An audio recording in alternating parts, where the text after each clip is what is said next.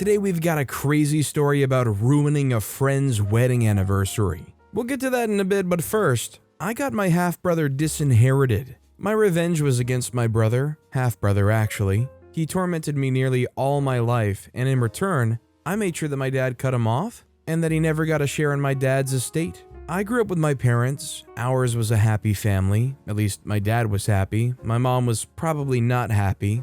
My dad had a wife and was openly dating another woman, my half-brother's mother. Many people felt my mom was a pushover for staying with my dad despite his constant disrespect, but she stayed regardless. From what I was told, my dad was her first love. They met whilst in middle school and had been together since then. My dad was all my mom knew. She had no friends, just her mother and my uncle, her brother. I believe that one of the reasons my mom didn't leave, or perhaps a major reason that she stayed, was because my dad may have been a regular cheat, but in other ways, he treated her right. He organized the biggest birthday parties for her, bought her gifts, and publicly praised and loved her. Many people thought my mom was not good enough for my dad. By many people, I mean my dad's family. My dad's from a wealthy family.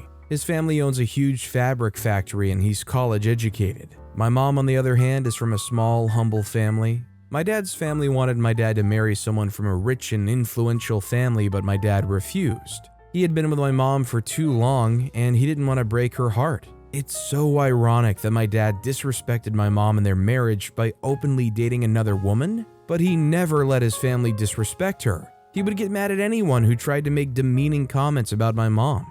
His family hated her, but they would never disrespect her because they feared him. My dad was hardworking and prudent, the oldest child in his family. When his dad died, he took over the company and expanded it. It was in the course of his regular traveling that he met my half-brother's mother. She was a beautiful 22-year-old model. Dad fell in love with her and made her quit modeling to become his full-time mistress. As their relationship progressed, she got pregnant. Dad was upset about it, but he was going to take full responsibility for his love child.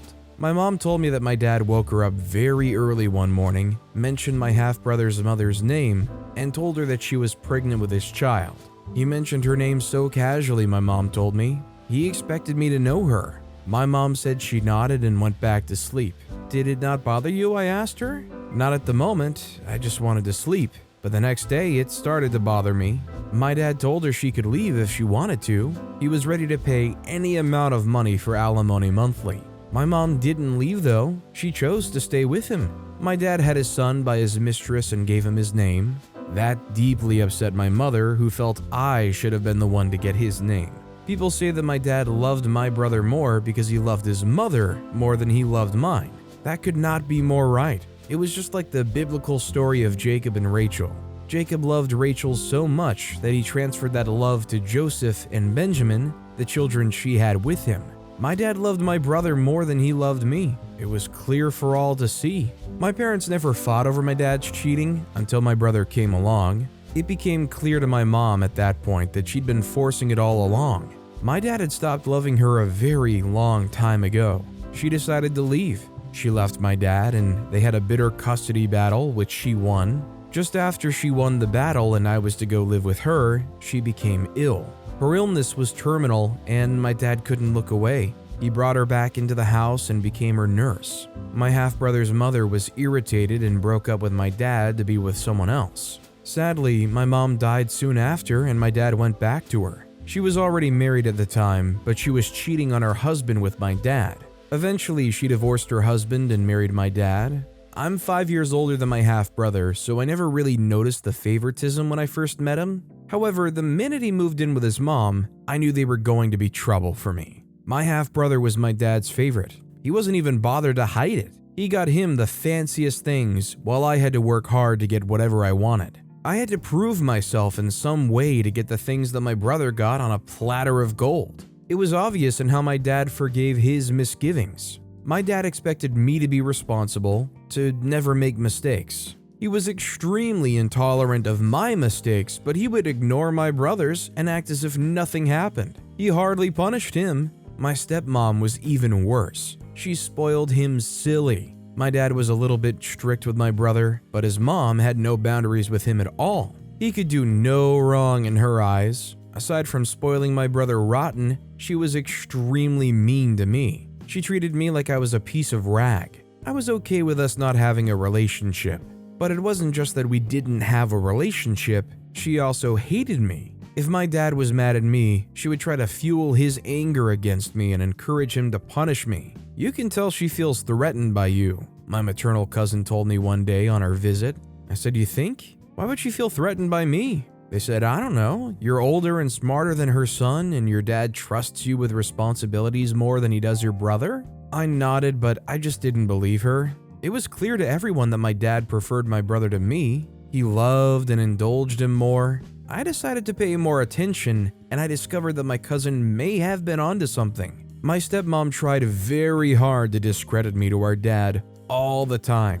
She would tell him I was too slow, I speak slowly, and then it became clear when one day she asked him in a whisper how he thinks I would do in important meetings at the company. I didn't just have to deal with my stepmother's cruelty, I also dealt with the same from my brother. He was younger than me, but he would get his friends to make fun of me and bully me. The only thing they didn't ever do was hit me. Once, I was reading a book on the kitchen table, and he and his friends threw eggs at me. I couldn't do anything to him because my dad would take his side anyway. "He's just a child," my dad would say. But he soon became a fully grown teenager, and my dad would say, "Why not just ignore him? You can't throw stones at all dogs that bark at you, you must learn to look away." Naturally, as we grew, my dad trained us in the family business. He tried to help us learn the ropes, but my brother was too nonchalant about his teaching.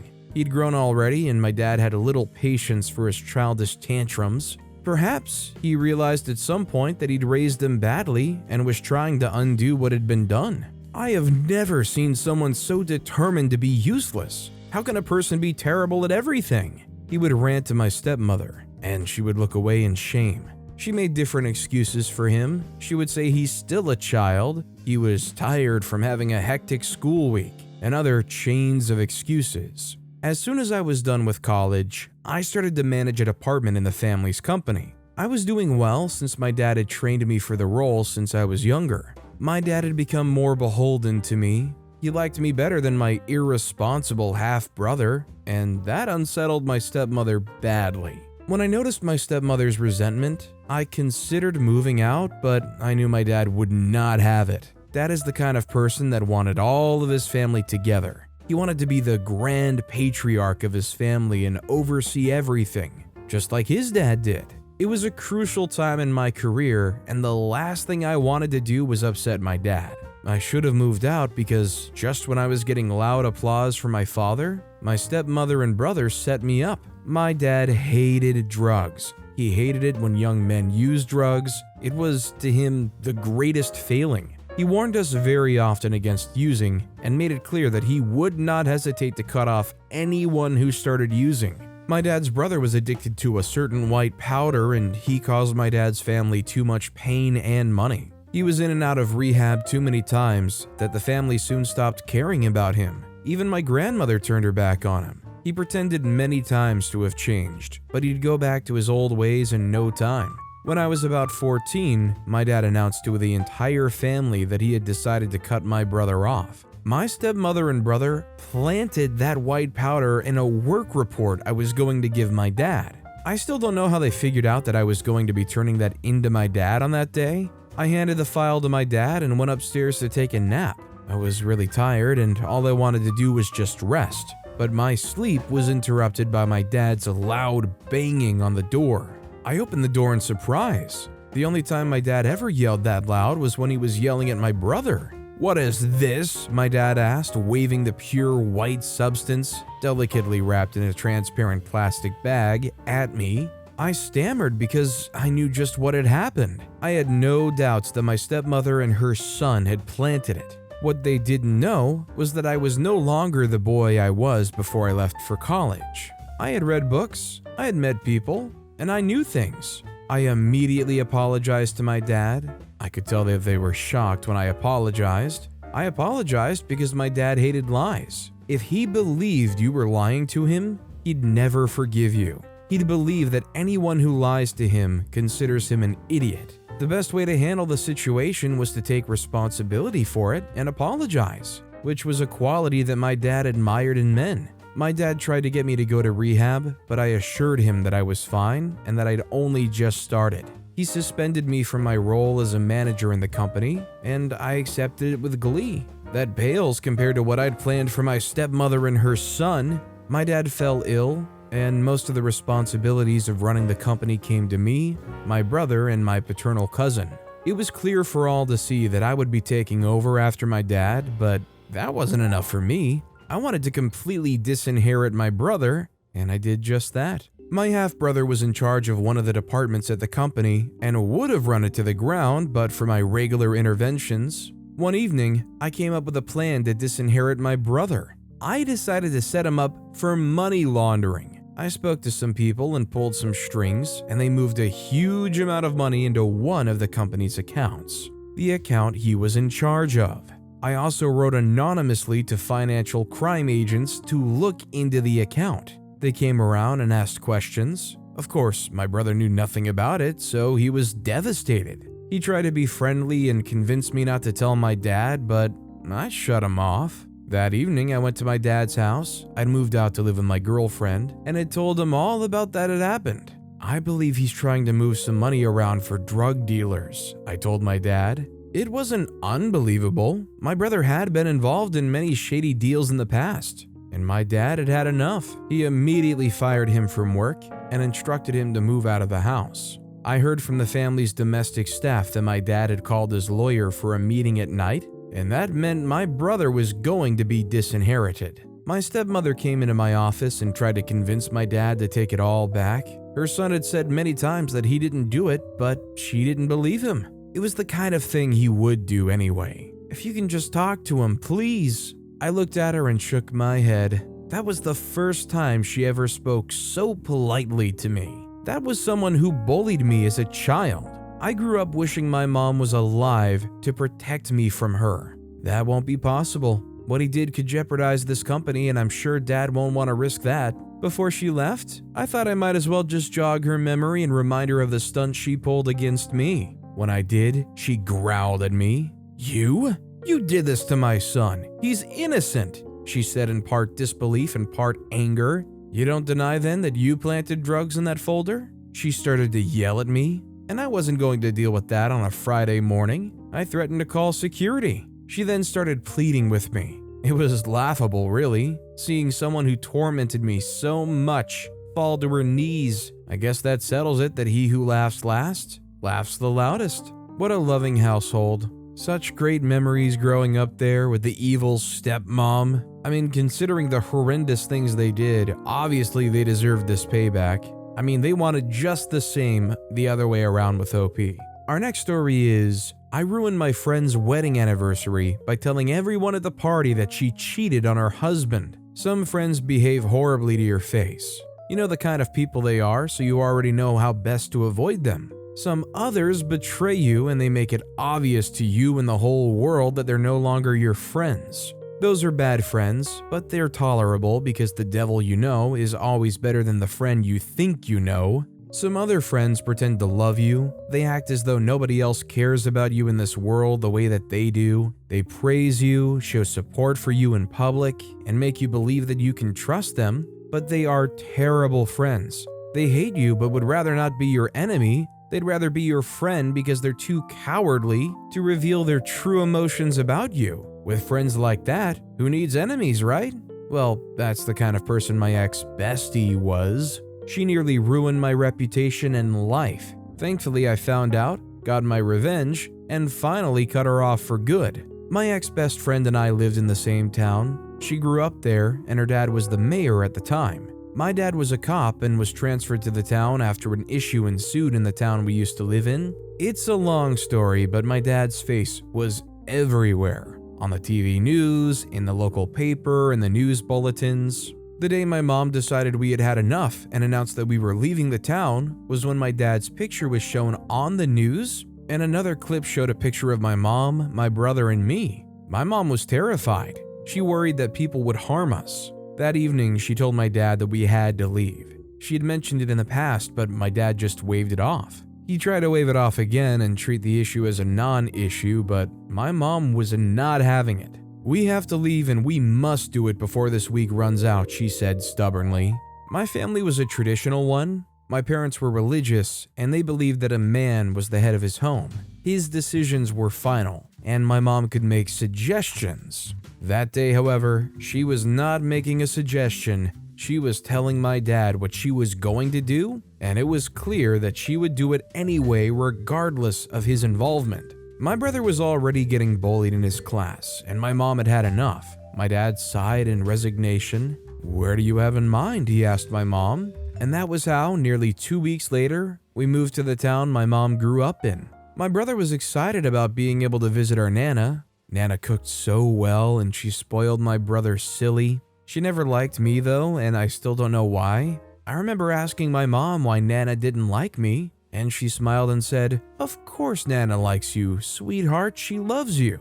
Later that day, I heard my mom asking her mom why she didn't like me. "Listen, honey," my mom said one day when I asked her again, "so what if Nana doesn't like you? You can decide to not like her too." And that was what I did. I hardly ever visited my grandmother when we moved, even though she lived very close to us. The few times I was in her house was when I had to be. She warmed up to me when we moved to town, but I couldn't move past how she treated me when I was little. Anyway, enough about my grandmother. My bestie was in the same school as me. She was a diva, very beautiful and elegant. She carried herself so well. All the girls liked her. She was popular, but unlike nearly every popular girl, she didn't have popular friends or any friends at all. She was a loner, quiet and lovely. When we first started talking and she invited me to her house, I was super excited. I told my mom about it, and she frowned and warned me to not be intimidated by whatever I saw at my new friend's home.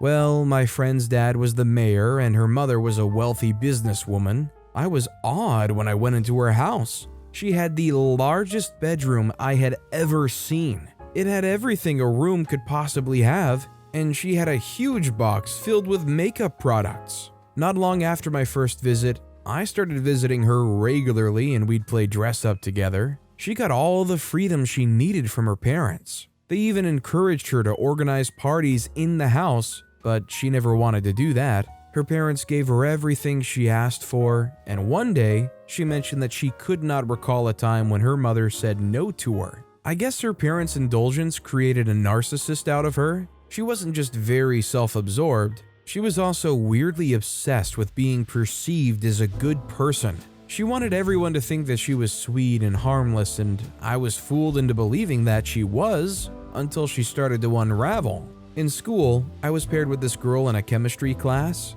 She and I started working on our project together, and she praised me for being friends with my friends, although she was treated badly by her other friends. "What other friends?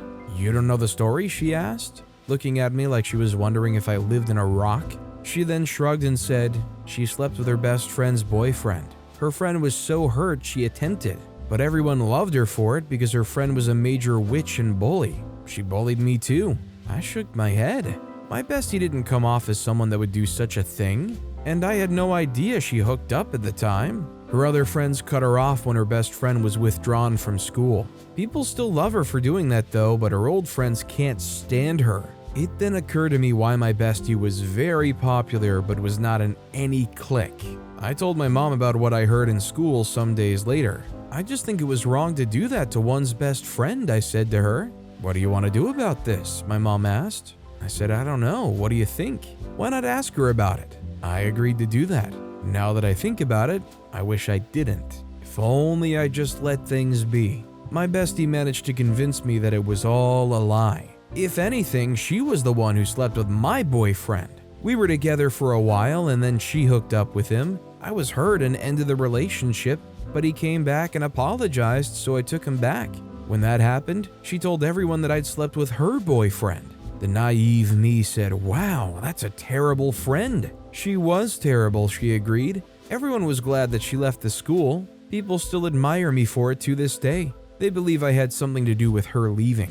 We both didn't go to college after graduating from high school. My best friend wanted to get married and start a family. I just don't think the whole college life is for me. "I want to marry rich and just live rich," she would say. I didn't go to college because I wasn't accepted by the major school I wanted to go to. So I decided to take a gap year instead of settling. While taking a gap year, I decided to live in 4 major cities and just experience what it was like. My bestie was excited about my plan and decided to join me. I wasn't interested in getting married at the time, and I would tell my bestie that I'd rather just never go that path. While we were traveling, my bestie kept bothering me about her then boyfriend's refusal to propose. "Sweetie, you're still very young." "I know, but I want to get married and have kids, and he knows that. That's the only reason I'm dating someone that's older," she'd say. One day, while we were hanging out in a hotel bar, her boyfriend called and proposed over the phone. It was so romantic because when she said yes, he immediately had a ring delivered to the hotel. Our traveling together had to end because we returned home to prepare for her wedding. Meanwhile, all through our journey, I would make friends and they would suddenly start to avoid me. It happened too often that I became scared of making new friends. I would even complain to my bestie about it, but she'd assure me that all was well. "You're an amazing friend, babe. It's their loss, really." While we were planning for the wedding, I met a young gentleman in town. He was just visiting town to oversee his business. He was very handsome and every woman's dream. When he asked me to go to dinner with him, I excitedly told my friend. I noticed her countenance was not so bright, but I didn't care. I chalked it up to her being too tired due to the wedding preparations. Her mother was a socialite and wanted a grand wedding. They also disagreed on too many things and it was taking a toll on her. On our dinner date, I found out that my date was not just handsome, he was also rich and from a comfortable family. When I told her, she could not hide her envy. "Why are you getting the rich guy? That's my dream," she said. And while she sounded playful, we both knew she was serious. Her boyfriend was certainly rich, even though he wasn't as rich as the guy I went out with. The guy and I went out often, and one day he asked if I'd like to get married to him.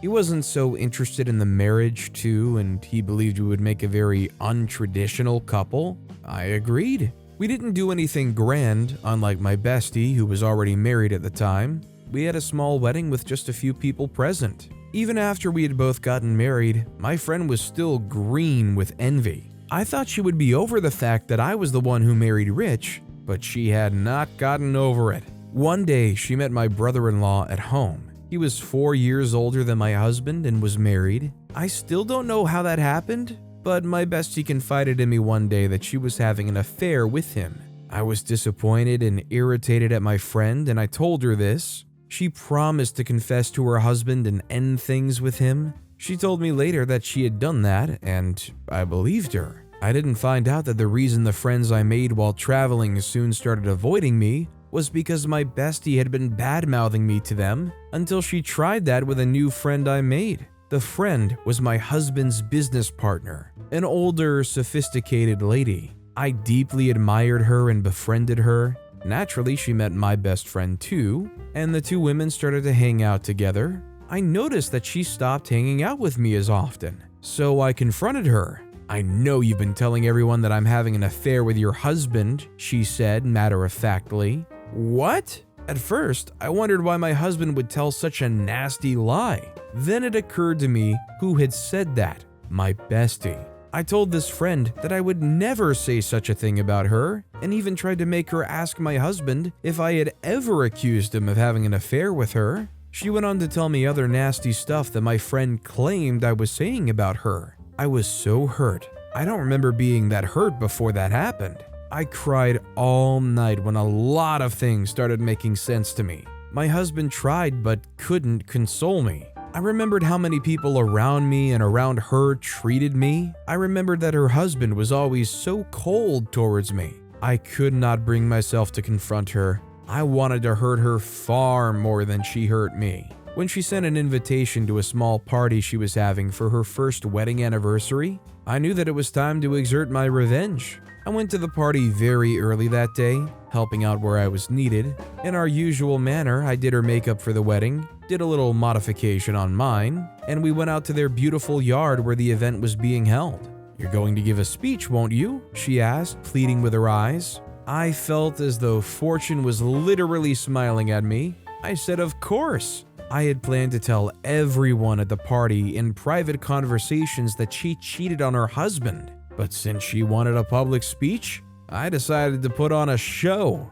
When it was time to do so, I gave the speech and started with how far they've come after they got married. I threw a few jokes around and then started to talk about how they've stuck with each other for the most enduring period in most marriages. Even when she cheated on him, he willingly forgave her, and look where they are now. Everyone widened their eyes in horror. Her husband turned to her and asked what I was talking about. I wasn't surprised that she lied about confessing to him. He soon started yelling and banging on the table. Guests were terrified and started to leave. I signaled to my husband and we left too. As soon as we returned home, she called me and told me to tell her husband that I'd lied. I know you push your jokes too far. Please tell him about the joke. What joke? I said innocently. Listen, I'm sorry I mentioned that. Oops. She started to scream. You knew what you were doing, she cried out. Oh well, that was how I got back at her. The last I heard, her husband moved out and was separated from her for a while. He also refused to accept that the child she was carrying was his and insisted on a paternity test. Honestly, in some way, OP might have helped their friend out. Unless they got a prenuptial agreement, she might have gotten a nice chunk of that guy's assets if they divorce. And especially with a child, if that paternity test turns out accurate, alimony, child support, they'll honestly probably be alright. But with that being said, that's all the time we have for today. Now, if you want to hear another crazy revenge story, check out that video on the left. Or if you missed my latest video, check out that video on the right. That said, I'll see you all next time with some more stories.